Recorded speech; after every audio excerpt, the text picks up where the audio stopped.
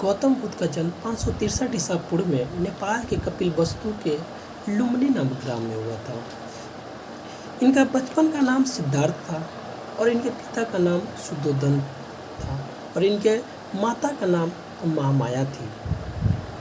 जब सिद्धार्थ का जन्म हुआ तो जन्म के 7वें दिन महामाया की मृत्यु हो गई।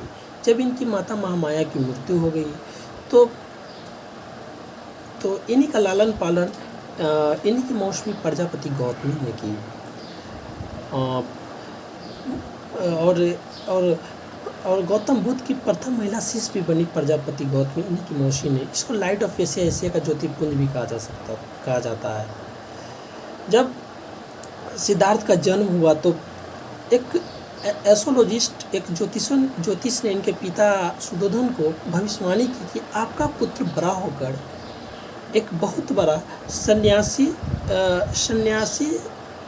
या एक बहुत बड़ा शासक बनने की आसार है।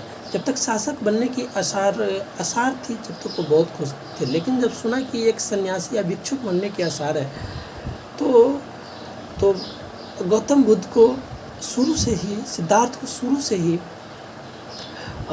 एक सुंदर सी महल में रखा गया। सारी की सारी सुख सुविधा उसको वहीं पर अवेलेबल करा दी जाती थी, उपलब्ध करा दी जाती थी। इनको ये एहसास नहीं होता था कि गरीबी क्या है। गरीबी से दूर रखा गया, बहुत ऐशो आराम की ज़िंदगी में उसको रखा गया। लेकिन ये जब बड़ा हुआ तो अपने सारथी चन्ना से कहा कि हम बाहर घूम कर आएंगे, विचरण कर आएंगे।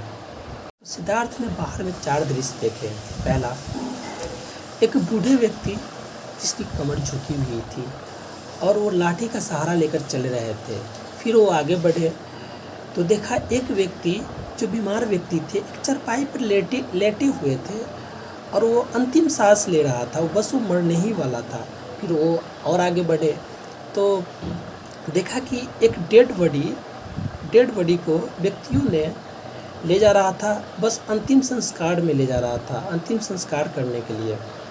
और जब वो और आगे बढ़े तो फिर देखे कि एक सन्यासी भिक्षुक अपनी ही मस्ती में चूर होकर, उसको कोई चीज़ का टेंशन नहीं था, हंसते मुस्कुराते हुए आराम से जा रहे थे। जब इन्होंने चारों के चारों दृश्य देखा तो अपने सारथी चन्ना से पूछा कि चन्ना, ये चारों के चारों दृश्य का मतलब क्या है। बस सुद्धोधन जो मेहनत की थी उसका सबका भंडाफोड़ हुआ। बुद्ध के विषय में एक छोटी सी कहानी है, सुन लीजिए, और बहुत प्रसिद्ध कहानी है। तो गौतम बुद्ध के ही विषय में किस्सा गौतमी की कहानी। एक समय की बात है, किस्सा गौतमी नामक स्त्री का पुत्र की मृत्यु हो गई। वो मृत्यु से इतना दुखी हुई कि वो नगरों की सड़कों पर अपने पुत्र को लेकर लोगों से प्रार्थना करने लगी कि मेरे पुत्र को जीवित कर दो।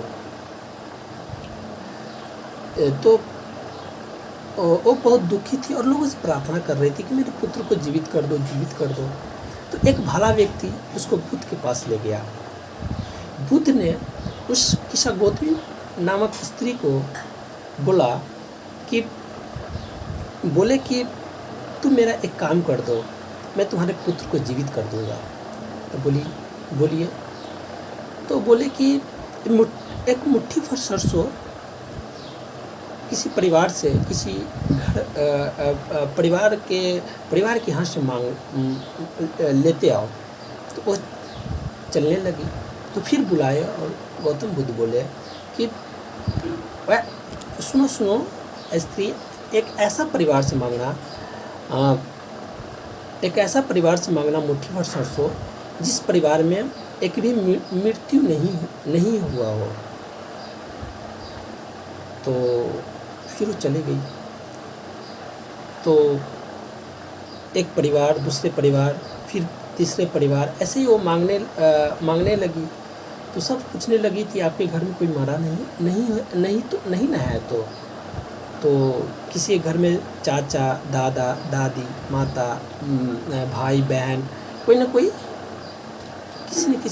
कोई माने कि मरा ही हुआ परिवार उनको मिलता था। वो दुखी होकर चली आई।